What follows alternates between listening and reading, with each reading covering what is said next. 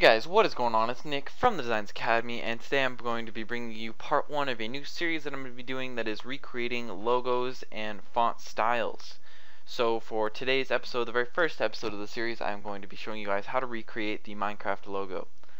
Now, if you guys would like to see any other kinds of logos in the series, I will be doing a lot more of these videos. Just comment them down below and I will find an image such like this one and I will recreate them.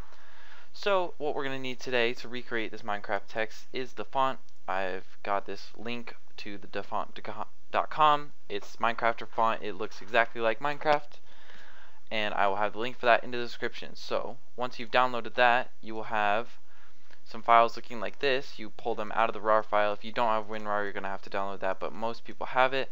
You're going to select both of them, right click, and you'll see a little install with an administrative shield. Once you click on that, it will install both the fonts and you'll have them in your Photoshop. If you have a newer version of Photoshop, you can leave Photoshop open. If you have CS6 or older, you're going to have to close Photoshop, install them, and reopen Photoshop to get the fonts in. Once you've got that, you're all set to go. So I'm going to click File, New. I'm going to use 1280 by 720. It doesn't really matter the file size you use, but I'm going to use 300 dpi because it looks really nice. Hit OK, and we've got our nice workspace here. I'm just going to double click on this background layer to get rid of it and unlock it, and I'm going to drag in our reference image. I will have a good link to a high definition reference image in the description. We've still got the free transform. I'm just going to put it up on the second half of the screen. Now you can see I've got some automatic pink rulers. That's because I'm using the newer version of Photoshop, so it will auto snap rulers. Really helpful. I would recommend getting the newest version that you can. And now that we've got a reference image, we can get started making our text. So for this, you could make it say anything that you want. I'm going to have it say Minecraft just to show you guys how we're going to recreate it. So I'm going to write out Minecraft and we will get it somewhat center. There's no auto rulers when you're in the text tool, so there's that. Hit enter, and we'll notice that it's not the same color that we want. We want this gray color on the front. So what we're going to do is get our text tool. I'm going to select all of them just by highlighting it, and once we click this little color box, we're going to use the eyedropper tool, which will automatically get pulled up when you have your color picker. And I'm going to just click, and I can click anywhere on the color that I want. So this is the color I want. It's a nice gray color. So our text change, hit OK, and now our text is the same color as the top. Now if we just use our free transform and make this a little bit bigger, we can see that the top text has a bit of a slant to it. It's kind of at a tilt.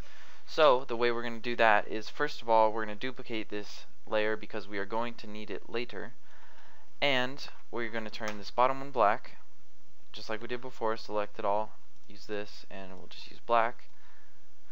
And then we're going to go up to this top layer and we're going to right click and click rasterize. We're going to do this to both the layers because we are going to need to distort them to get this tilt.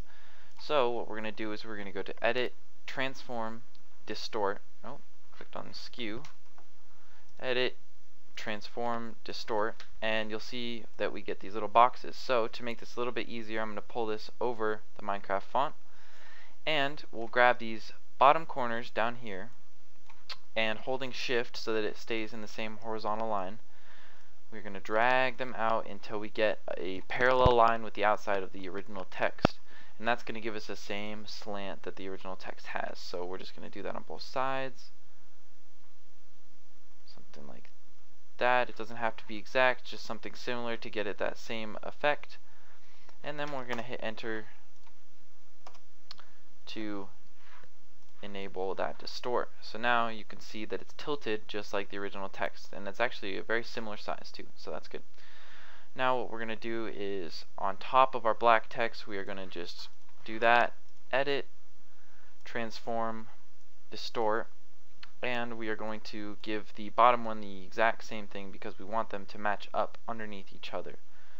So we'll do that side, and we'll come over to the right and get this side and just make sure they're parallel, and doesn't have to be exact, but something like that should be fine. So once we hit enter, we've got the distort. Now obviously the top and the bottom look very different right now, so the first thing that we're going to want to do is shrink down that back black layer so that it has it's a shrinking into the background. So we're going to just Control T, which is our free transform shortcut. We're going to make it a little bit smaller. And since we have our top gray layer centered on the canvas, we can just center this black layer, and then we will pull it back, and maybe I'll make it a little bit smaller. We just want to make sure that it's kind of like the text is getting sucked backwards. And the thing I'm paying attention to here is the spacing in between this gray layer and the back layer. As you can see here, it's about the same as the top layer. You can mess around with all of these depending on how you want it to look, how similar to the original text you want it to look. Something like that I think is going to look good. So we'll hit enter, and we're going to confirm that free transform. Alright guys, once we've got the back black layer kind of sized up to how we want it, we are going to go in and start adding in the filler, because you can see there's basically two layers, and we're going to make it more look like this is a block text. Now you can see that our very bottom of the text is a darker gray, but it's not quite black, so we're going to click I, get our eyedropper selected, and we're going to select that so we have that to color in this bottom part. Now the way I'm going to be coloring in this bottom part, the way that we can add shadows and things later, is by creating a new layer on top of this layer, in between basically the top and the bottom, getting the pen tool, and I'm just going to basically connect the dots between these two layers, and that's the way that we are going to get this bottom darker gray layer that's not quite black yet. So I'm going to go through and do all of those. All we're going to do is get this corner. Oh, maybe if we had the right pen tool selected, we were going to grab this corner, grab that, and that corner, and then I'll just hold shift and do that, and then if we do fill path, color, and then we're going to go up and select this color, hit OK, and if we go back down here and delete this path, we can see that we have the first kind of gap filled in. Now we're going to have to add this black in also later, but we will do that in a minute. So I'm going to go through and just do this on the bottom of all the letters really quick.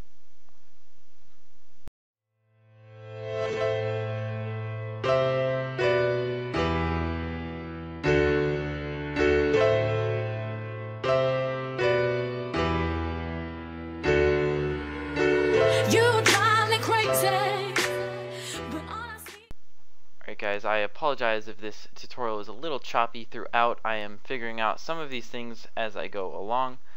We are going to hold off on doing the stroke on the outside of the top layer first, because we cannot get it to stop at the very bottom. So we're going to hold off on that until the very end. So now our next step is going to be adding in this black in between the text and making them look completely 3D and not just partially 3D like they are right now. You can see we've got the front, what would be the back, and then the very bottom. So we're going to add in the sides now and make them look like complete blocks. So I'm going to be using my pen tool again. I'll be using a new layer that is behind the gray, behind both of the grays, and what we're going to do is just do the same thing that we did before. As you can see up here, we'll just be copying this, and all we're going to do is basically be filling in everything behind the text. So we will do this corner here. It's going to go up into here, and then we can just go like this, and you can do as many separate paths as you want. You could do this all in one path too. It doesn't really matter too much. And we're just going to fill this with black for the example. And now, as you can see, if we go up here and look, it is filled in just like the text above. So now all I've got to do is go around and do that on all the text. Now keep in mind, this font is quite a bit more basic than this, because this is obviously hand drawn. So you can see here that the edges are rougher, and we will be adding in a little bit of that at the very end. But just keep that in mind when you're working on this font. It is going to look a lot more geometric than the very original Minecraft text, just because they spent a lot more time looking at making it look rough and getting rid of all the straight edges in the text. So you can do that if you want. It is just going to be a lot more time consuming. So for the sake of today's tutorial, I'm just going to keep it fairly geometric. So now I'm going to go through with the pen tool and just fill in on this new layer all of the kind of in between black parts of the letters.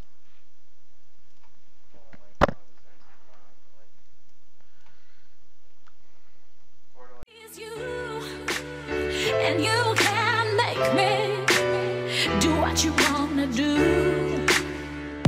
Denying me would be a crime. You know I wanna make you mine. So just say you're crazy, and I'll be loving you. I got the look, you got the touch. Alright guys, I've went through and added in all of the black throughout the text, and now I'm going to be working on adding all the cracks to the underside of the text. Now you can see that the text in the bottom, even with the default cracks, has a lot less cracks than the top text. I'm not going to be adding in any more, I'm just going to be using what they've got here. If you want to make it look identical to the top text, you're going to need to go through and add your own cracks, but as you can see, this text is even a little bit different from the top one. So we're not going to get exactly the same number of cracks and stuff. So we are going to make another layer, and we're going to put that on top of the bottom gray and under the top gray, and then I'm just going to go through, and these parts like right here where we have a crack, I'm just going to use my brush and go through like that, and then maybe we make this point a little sharper. And we're just going to be going through and doing that basically, and making sure that the text translate to the bottom just like they look like they are on the top.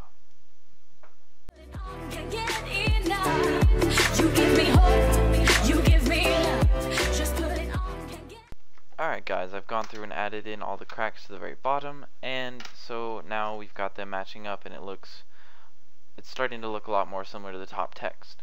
Now the next thing that we're going to need to do is actually go through on the same layer that we just did, and we're going to need to add some cracks to the very bottom, because you'll see that our bottom kind of chunk doesn't have any cracks like the one on the top does.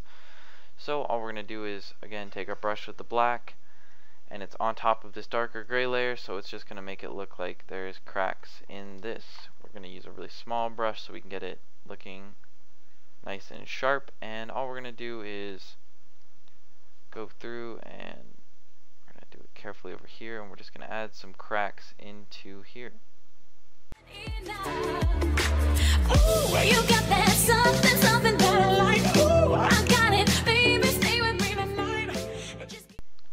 Alright guys, I've gone through and added some more cracks onto the bottom, so it's looking a lot more similar to our top text. And our next step before we're adding any strokes is to go through with this lighter gray color on the very top and add in the highlights. So we're just going to make a new layer using Control-Shift-N, and we're going to go onto the very top layer, and anywhere we see these cracks we're going to just add some highlights in. So if it's an area like here, we are going to... Alright guys, I've added in all the black cracks onto the very bottom layer, and now we are going to add in these little kind of lighter gray highlights on the very top layer. So what we're going to do is have our top layer selected, and we are going to use this handy little tool right here. You can see this little checkered thing right above the layers, and you'll see a little lock come up, and if we have this layer selected and we have our color selected, I just use the eyedropper, picked it up, you can see that I can only write on that layer, so it makes it very helpful for when you're adding in little highlights and stuff.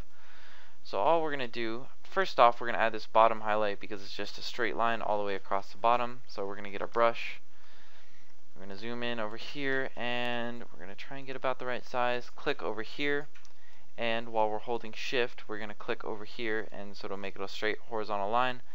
And as you can see, we've got that same highlight. I'm going to make it a bit lower. Okay, yeah, we're going to make it a bit lower, something like that. Click over to here, and there we go. We've got our highlight on the very bottom. So now I'm just going to go through on top of these little cracks and just try and do it similar to the way that it's done on the above part.